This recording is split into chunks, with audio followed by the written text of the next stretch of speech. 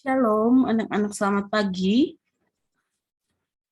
Sebelum kita memulai pelajaran kita pada pagi hari ini melalui Zoom meeting, mari kita bersatu di dalam doa yang akan dipimpin oleh Ibu sendiri. Bapak yang terkasih, kami mengucap syukur untuk kasih setiamu di sepanjang pagi ini, Tuhan Yesus.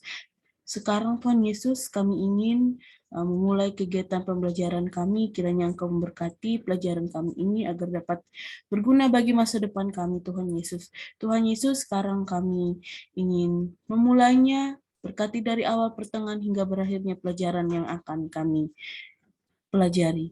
Berkati juga kami semua yang ada pada saat ini, berikanlah kami kesehatan dan kekuatan. Terima kasih Tuhan Yesus, amin. Oke, selamat pagi semuanya. Ibu akan menjelaskan lanjutan pembelajaran yang telah Ibu sampaikan minggu kemarin. Oke, sebelum Ibu tanya, memulai pelajaran kita, ada yang ingat masih nggak apa yang Ibu jelaskan minggu kemarin? Oke, nah terima kasih untuk yang sudah tahu apa yang telah kita pelajari minggu kemarin, yang masih ingat dengan pelajaran yang telah Ibu sampaikan minggu kemarin. Oke, sekarang Ibu akan men-share screen lanjutan dari pelajaran kita minggu kemarin. Silakan dibuka kameranya, silakan dibuka semua. Oke. Nah,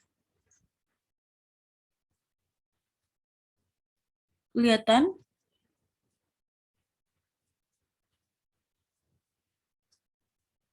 Apakah kelihatan sudah screen-nya? Oke. Baik. Di sini kita akan memulai pembelajaran kita. Silakan persiapkan pikiran kalian, kita akan masuk dalam pembelajaran.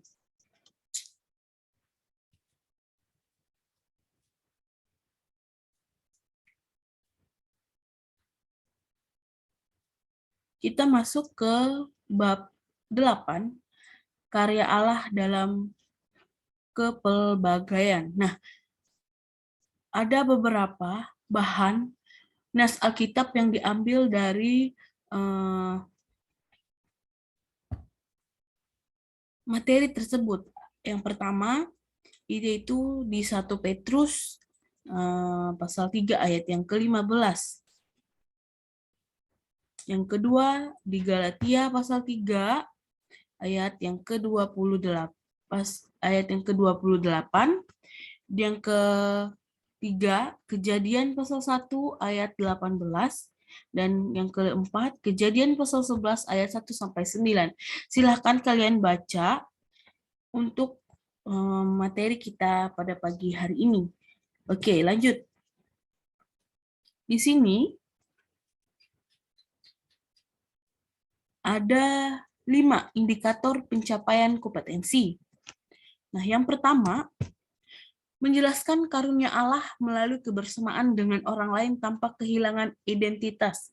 Nah, kalian harus memahami ini. Jadi kalau kalian memiliki kebersamaan dengan orang lain, jangan kalian menghilangkan identitas kalian. Kalian itu orang Kristen. Jangan berpura-pura menjadi orang Islam padahal kalian orang Kristen karena ingin bersama-sama dengan yang lain. Oke, yang kedua, menjelaskan makna kebersamaan dengan orang lain tanpa kehilangan identitas. Nah, kebersamaan dengan orang lain berarti kita tuh harus merangkul teman-teman kita. Tanpa kita harus menghilangkan identitas kita bahwa kita adalah orang Kristen. Yang ketiga, menyimpulkan makna kebersamaan dengan orang lain. Yang keempat, mempraktekkan kebersamaan. Nah, mempraktekkan kebersamaan, kita harus seperti poin yang kedua. Kita harus merangkul teman-teman kita. Bagaimana mereka agar percaya dengan Tuhan Yesus. Bagaimana mereka harus yakin bahwa mereka itu dikasihi oleh Tuhan Yesus. Tanpa kita harus kehilangan identitas kita. Nah, Yang kelima, poin yang kelima, membuat karya kebersamaan. Setelah kita 1, 2, 3, dan 4, setelah kita lakukan, kita mengayomi mereka yang tidak rajin ke gereja, jadi rajin ke gereja, yang tidak rajin ke membaca Alkitab menjadi rajin, karena mereka melihat perbuatan dan karya kita selama kita bersama-sama dengan mereka, aura-aura positif yang terjadi di kehidupan mereka. Nah, yang selanjutnya, tujuan pembelajaran kita. Yang pertama, siswa mampu menjelaskan makna kebersamaan. Nah, yang kedua, siswa mampu mempraktekkan kebersamaan. Jadi jangan hanya dengan mulut, tapi kita harus bisa mempraktekkan bagaimana kita bersikap dengan orang lain. Yang ketiga, siswa mampu membuat karya. Seperti yang Ibu katakan tadi, kita harus membuat karya supaya teman-teman kita itu menjadi, wah, dia ini begini, begini, begini. Jadi mereka tersentuh hatinya, lalu mereka rajin beribadah, rajin ke gereja, rajin membaca Alkitab, rajin menyanyi lagu rohani. Nah, yang kedua, yang selanjutnya, maaf. Kepelbagaian manusia itu baik ras, etnis, gender, agama, maupun kelas sosial yang dapat membawa pengaruh dalam kehidupan. Yang kedua, kepelbagaian dapat melahirkan potensi konflik dalam hubungan antar manusia. Konflik itu misalnya saling marah-marahan, ada beberapa masalah, contohnya dalam lain pendapat ketika dalam ibadah, seperti ini. Nah, yang ketiga, Indonesia adalah negara yang majemuk dengan keberagaman dan kepelbagaian suku, agama, dan budaya. Di Indonesia ini banyak sekali keragaman, banyak sekali berbagai-bagai suku, agama, dan budaya. Yang pertama itu suku yang paling banyak di Indonesia. Budaya, kalau agama itu kita masih, kalau agama juga banyak ya, banyak agama kita di Indonesia ini. Yang keempat itu kepelbagaian adalah hal yang unik dan ciptaan Allah.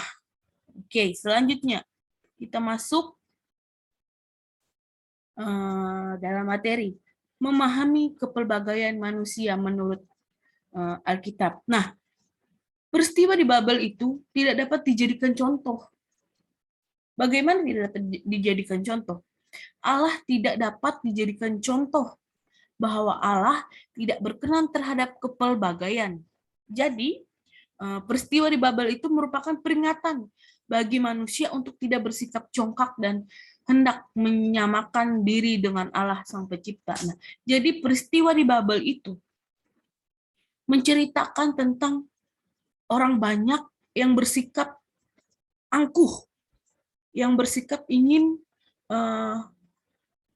ditinggikan, ingin dihormati, dan ingin menyamakan diri dengan Allah, bahwa mereka bisa menciptakan, bahwa mereka begini-begini, tetapi mereka tidak tahu bahwa bagaimana Tuhan Yesus itu menciptakan mereka, menciptakan kita sebagai manusia.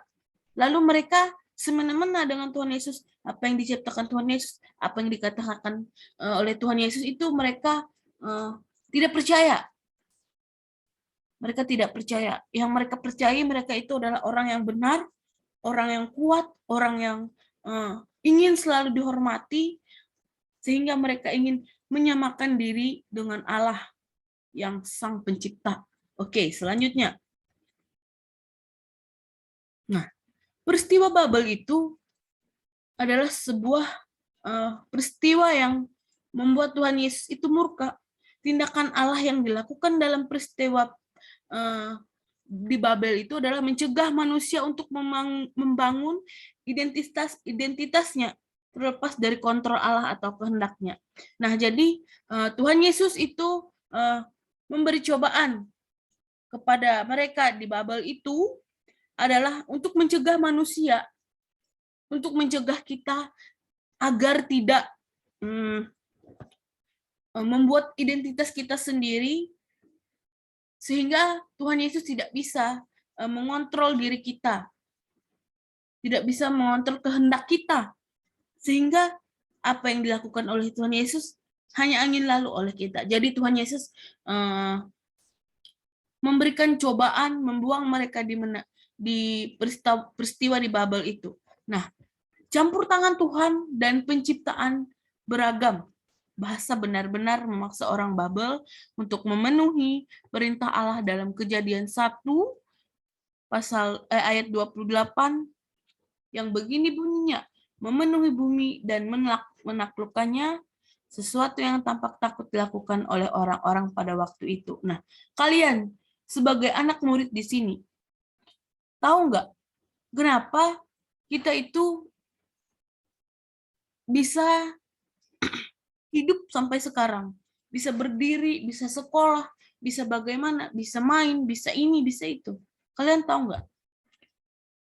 Nah, kalau kalian tahu, jadi Tuhan Yesus itu memberi cobaan kepada kita tidak di luar batas kemampuan kita. Tuhan Yesus memberi cobaan agar kita tahu, wah, yang kita lakukan ini salah. Nah, jadi Tuhan Yesus sangat mengasihi orang yang cinta dengan identitasnya sendiri, yang cinta dengan kedamaian, cinta dengan orang yang penuh dengan kasih dan sabar. Tuhan Yesus itu mengasihi orang yang seperti itu. Nah, dengan demikian, keanekaragaman budaya dan bahasa, manusia memenuhi tujuan penebusan dalam rencana Allah dan bukan kutukan. Nah, kita harus paham bahwa apa yang dilakukan Tuhan Yesus itu tidak sebuah kutukan, tapi untuk menegur kita manusia agar bisa berubah. Kalian, contohnya aja, kalau kalian berbuat salah di rumah, mama kalian marah nggak? Marah kan? Nah, marah. Kenapa marah? Karena dia tidak mau anaknya selalu melakukan kesalahan. Nah, contohnya aja, Rika ya. Oke, Rika, kamu cuci piring. Tapi diperintahin mamamu pagi tadi, tapi kamu cuci piring siang. Berarti kamu itu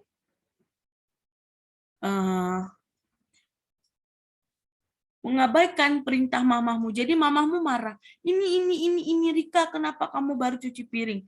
Lalu kamu pun marah. Aneh ya, kalau kamu marah, terus mamamu marah. Yang salah itu siapa? Yang salah itu kamu, Rika. Kamu yang salah. Jadi, mamamu itu marah supaya kamu tidak mengulangnya lagi. Contohnya lagi, Benny, cuci piring. Nanti dulu, Mah. Benny, cuci piring. Nanti dulu, Mah. Coba kita langsung ikuti. Iya, Mah. Langsung dikerjakan. Mamamu tidak marah kalau kamu langsung mengerjakan. Kalau kamu menanti-nantikan, mengabaikan perintah mamamu, itu yang membuat mamamu marah. Oke, selanjutnya. Petrus berkata dalam 1 Petrus pasal 3 ayat 15. Yang pertama, kuduskanlah Kristus di dalam hatimu. Semua ajaran Yesus dan kekudusannya harus dihayati, dijalankan dan dipelihara. Orang Kristen tidak mungkin melakukan ajaran imannya jika tidak menguduskan Tuhan. Yang ketiga, arti kudus di sini adalah mengkhususkan sesuatu hanya untuk Tuhan. Ingat ya, di 1 Petrus itu mengatakan, kuduskanlah Kristus di dalam hatimu. Lakukanlah ajaran iman oleh Kristus. Kudus adalah sesuatu yang diinginkan oleh Tuhan di dalam tubuh kita. Yang kedua, mempertanggungjawabkan iman. Bisa kalian baca di slide yang Ibu tampilkan. Di sini mempertanggungjawabkan iman. Jadi kita itu mempunyai tanggung jawab yang besar terhadap diri kita. Bukan hanya diri kita dengan orang tua, dengan pacar, kita juga mempunyai tanggung jawab terhadap iman kita di dalam hidup. Nah, di sini lanjut. Jadi, menjadi remaja Kristen bukan sekedar identitas. Nah, di sini kita harus menjadi remaja Kristen yang bukan sekedar identitas. Jangan hanya pergi ke gereja karena ingin berpacaran dengan pacarnya satu gereja. Jangan ke gereja karena hanya ingin mencari ketenaran, karena kita ganteng, karena kita ini, jadi kita disanjung-sanjung. Jangan ke gereja karena kita ingin menjadi seorang yang dianggap penting. Kita ke gereja itu sesuai dengan hati kita. Zaman sekarang, kalian tahu? Zaman sekarang itu, ini pasti kalian juga pernah melakukannya. Jarang sekali ibadah pemuda, remaja pemuda, anak-anak remaja pemuda membawa Alkitab. Mereka sering membawa HP. Ketika pendeta berkhotbah, ibu juga sering melihatnya. Ketika pendeta berkhotbah, remaja pemuda pun sering tidak menghiraukan ibu pendeta yang berbicara di depan. Jadi bagaimana perasaan kita sebagai contohnya seperti ibu. Kalau ibu menjelaskan seperti ini, kalian tidak membuka kamera. Apakah kalian sedang tidur? Atau ibu sedang bertanya, kalian diam aja? Atau ibu kasih kalian kesempatan untuk bertanya, kalian diam aja?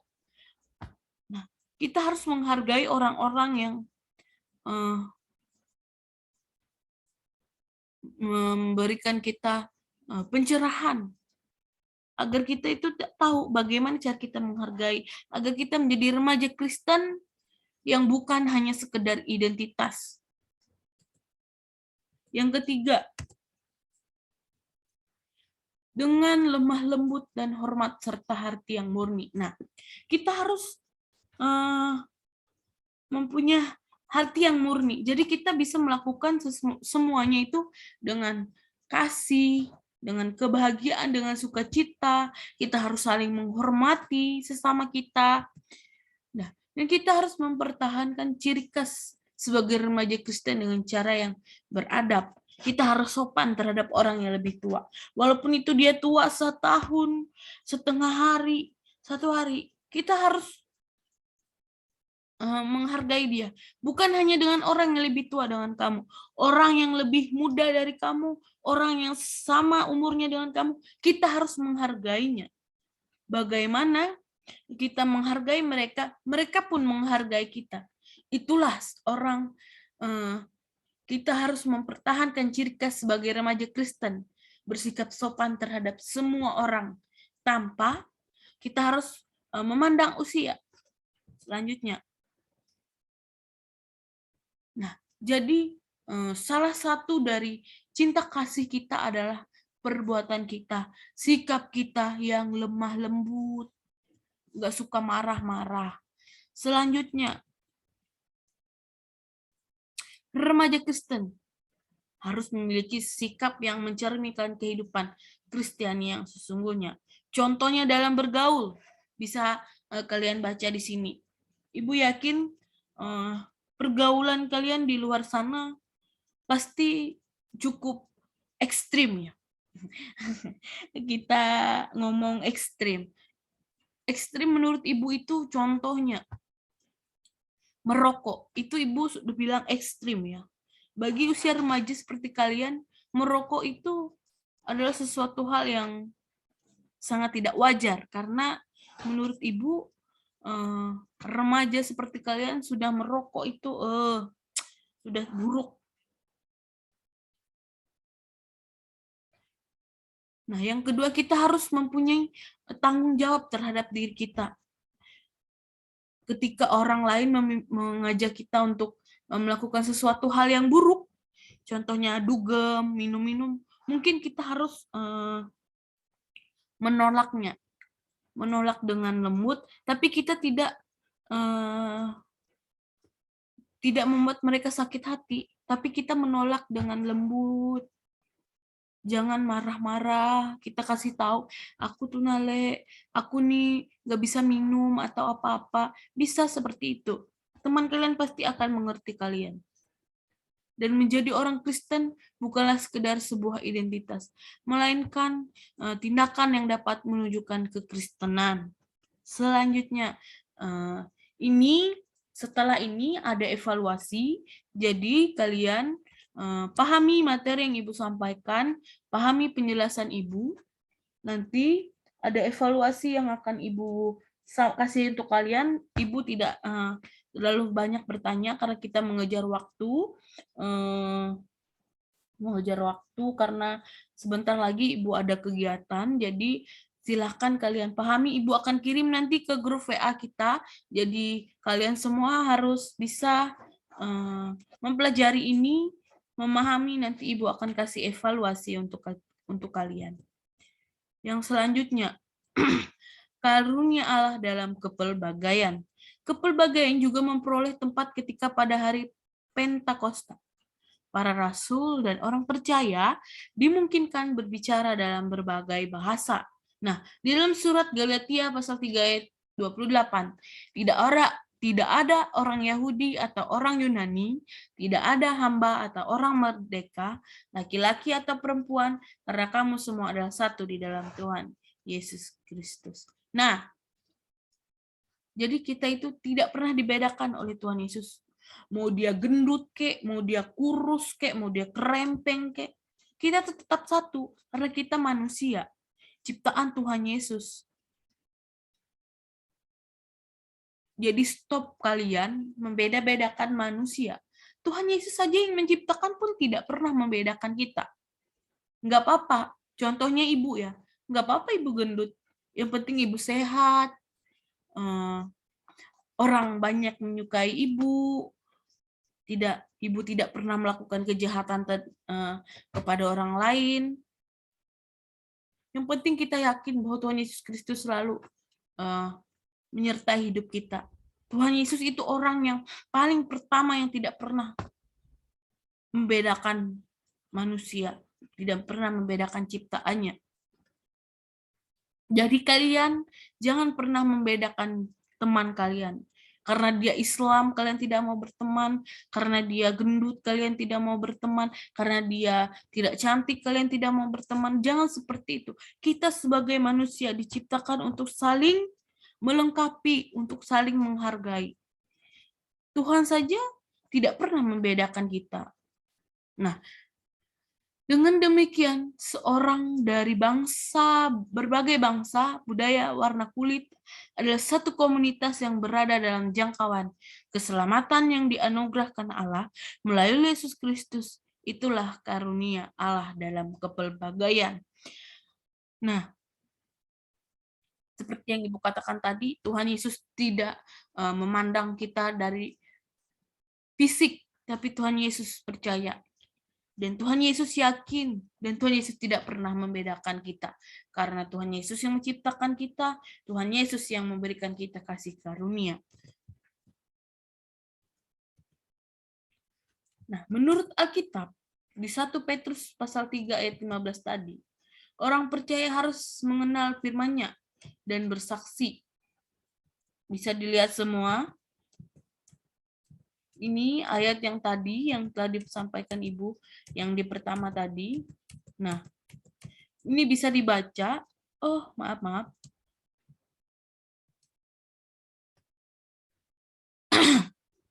Ini menurut Alkitab. Di 1 Petrus pasal 3 ayat 15, di Galatia pasal 3 ayat 28, di Kejadian pasal 1 ayat 28, di Kejadian pasal 1 ayat 1 sampai 24, di Kejadian pasal 1 ayat 1 sampai 19. Bisa kalian baca dalam hati kalian, Ibu akan membaca untuk kalian. Yang pertama di 1 Petrus pasal 3 ayat 15, orang percaya harus mengenal firman-Nya dan bersaksi, menghayati kekudusan dan ajaran Yesus. Orang percaya harus bersikap lemah lembut dalam bertanggung jawab pada imannya. Di Galatia pasal 3 ayat 28, Paulus menyingkirkan semua perbedaan suku, warna kulit, bangsa, kelas sosial, dan seksual dalam kaitannya dalam hubungan rohani seseorang dengan Yesus Kristus. Semua orang memperoleh kasih karunia dan keselamatan kepada segala bangsa tanpa terkecuali. Selanjutnya di Kejadian pasal 1 ayat 28. Laki-laki dan perempuan diciptakan untuk membentuk suatu hubungan keluarga. Allah mengharapkan manusia untuk mengelola bumi. Yesus bekerja untuk memulihkan bumi dan seluruh ciptaannya. Di Kejadian pasal 1 ayat 1 sampai 24. Peristiwa penciptaan langit dan bumi beserta isinya. Manusia menjadi mahkota ciptaan sebagai makhluk yang paling mulia dan diciptakan segambar dengan Allah. Kita umat manusia memberontak pada Allah, maka Allah membinasakan usaha tersebut dengan kepelbagaian yang diciptakannya. Kejadian pasal 1 ayat 1 sampai 9, kata Babel, pintu gerbang Allah, menerangkan perbedaan-perbedaan bangsa-bangsa dan bahasa. Perbedaan ini diartikan sebagai hukuman dan kesalahan manusia yang angkuh hati. Setelah manusia terserak dan kepelbagaian melalui Yesus Kristus, manusia dipersatukan. Nah, ini bisa kalian baca di Alkitab, ayat-ayat yang sudah nas-nas Alkitab yang sudah Ibu tadi sampaikan. Ini adalah kesimpulan dari nas-nas Alkitab yang sudah ada di sini. Silakan dibaca nanti. Oke, selanjutnya kita akan melihat video animasi karya dalam kepelbagaian. Oke.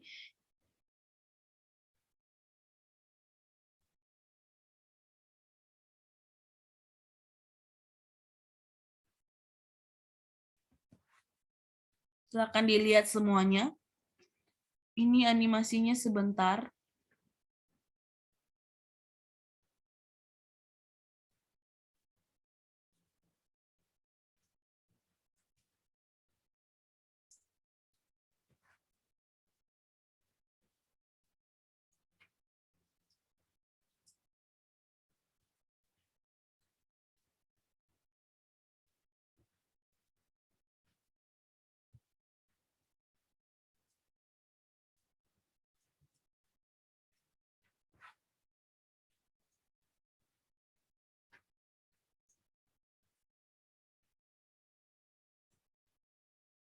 Loh, kenapa ini? Sebentar ya.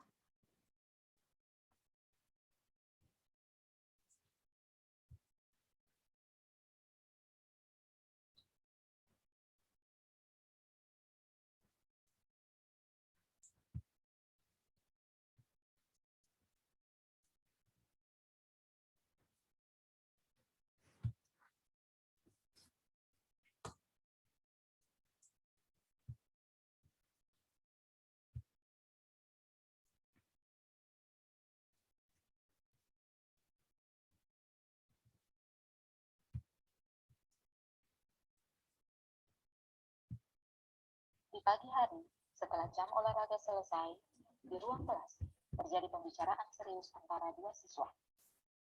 Kau kasih, anak yang baru datang itu, beta sing mau batamang dengan dia. Sing mau batamang bagaimana lah? Dia siswa pindahan kemarin, yang di Ketung kelas itu kan? Itu sudah, yang nama Berto itu. Kenapa kau sing mau batamang? Dia anaknya baik itu teh. Dia baik, tapi kau lihat dia itu kak, kulit so hitam, rambut keriting lah. Kita sing mau deka-deka orang begitu. Sing boleh begitu tamangi. Hari Rabu lalu toh, yang kusi masuk itu, ketong ada belajar pendidikan agama Kristen dan budi pekerti. Agak pu materi tentang karya Allah dalam kehidupan. Ibu guru menciptakan modern. Allah menciptakan sampai itu. Ya anak-anak, kita harus melihat yang ada sebagai kain penguatan, rendah, dan yang ada sujud Tuhan Allah.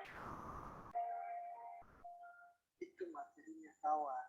Dan banyak membantu ketong dalam bersikap. Ya ampun nih, waktu itu beta sakit jadi beta singkup pelajaran itu. Kalau beta bilang Berto apa yang itu juga. Tapi setelah materi ini, beta jadi tahu apa yang beta harus bikin. Iya, baru apa lagi? Tadi beta baru ejek dia rambu kariti. Tahu nih, ada roti nih, aku mau kesini.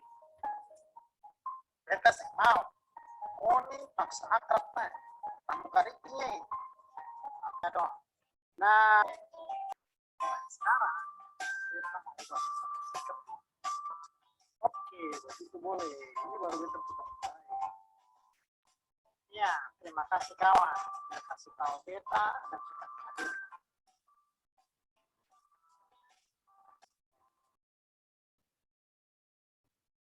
Nah, dari video tadi bisa kita simpulkan bahwa seseorang itu membedakan temannya karena dia keriting hitam. Mengapa demikian?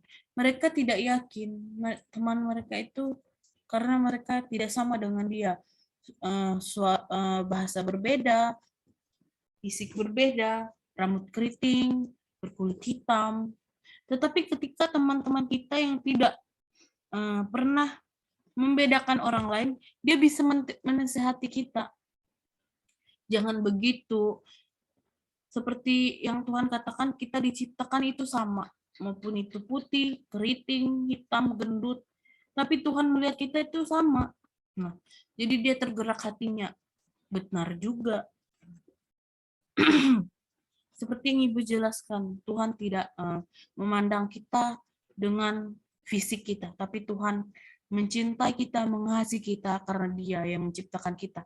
Karena Tuhan yakin bahwa kita adalah ciptaan yang saling menghargai sesama. Jadi ingat, anak-anak Ibu sekalian, jangan pernah kalian memandang orang lain itu rendah. Jangan kalian memandang mereka karena suku mereka. Jangan kalian memandang karena warna kulit mereka berbeda dengan kulit kalian. Jangan pernah memandang mereka dari rambut yang mereka punya. Rambut yang mereka punya itu ciptaan Tuhan. Rambut yang kalian punya juga ciptaan Tuhan. Kulit yang mereka punya juga ciptaan Tuhan. Kulit yang kalian punya juga ciptaan Tuhan. Jadi kita itu satu.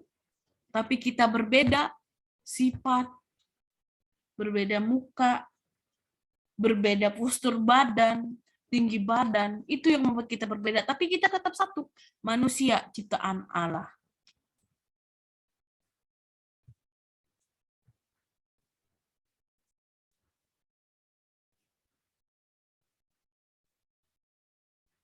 Nah, kesimpulan dari materi kita pada pagi hari ini, Allah mengasihi semua ciptaannya dan merencanakan keselamatan tanpa terkecuali.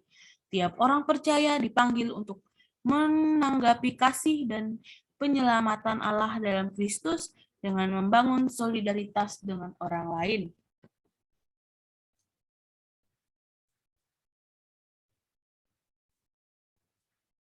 Untuk evaluasi akan Ibu kirim ada di sini semua. Silakan nanti dikirim ke WA group. Untuk ketua kelas silakan arahkan teman-temannya, nanti Ibu akan kirim ke kamu. Untuk tugasnya, nah, terima kasih untuk hari ini, untuk partisipasi anak-anak didik Ibu. Semoga apa yang Ibu sampaikan dapat kalian pahami dan dapat kalian mengerti, walaupun dengan waktu yang singkat karena Ibu ada kegiatan. Jadi Ibu yakin kalian akan paham dan memahami, karena kalian sudah mempunyai di masa remaja kalian akan bisa memahami apa yang Ibu katakan tadi. Untuk ketua kelas nanti akan Ibu sampaikan tugas-tugasnya, silakan dikirim dan diarahkan untuk teman-temannya. Terima kasih. Sebelum kita mengakhiri pelajaran kita, mari kita bersatu di dalam doa dulu. Bapa, terima kasih kami tadi telah menyelesaikan pembelajaran kami pada pagi hari ini. Berkati Tuhan agar apa yang dijelaskan oleh Ibu dapat kami mengerti, dapat kami pahami, dapat kami pelajari, agar bertumbuh di dalam kehidupan kami Tuhan Yesus. Apa yang kami lakukan itu sesuai dengan kehendak-Mu. Terima kasih Tuhan Yesus, berkati kegiatan kami pada pagi hari ini, kegiatan Ibu Guru juga Engkau berkati Tuhan Yesus. Terima kasih Tuhan Yesus, amin. Oke, terima kasih anak-anak, silakan live semuanya. Ibu akan mengakhiri Zoom meeting kita pada pagi hari ini. Terima kasih.